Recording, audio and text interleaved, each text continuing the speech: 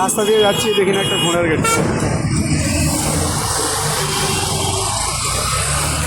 তো গাইস রাস্তা দিয়ে যাচ্ছি আর দেখতে পেলাম সামনে একটা ঘোড়ার গাড়ি।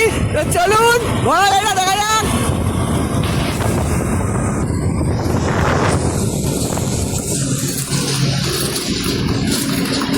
খুবই লেগেছে কিন্তু, আলুর জন্য ঝুলে গেছে।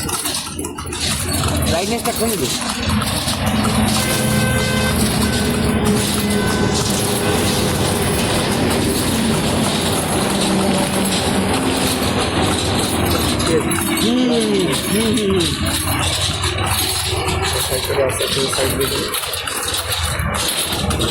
সাইডে গাড়ি আছে না, এটা ট্রাকটা বেরিয়ে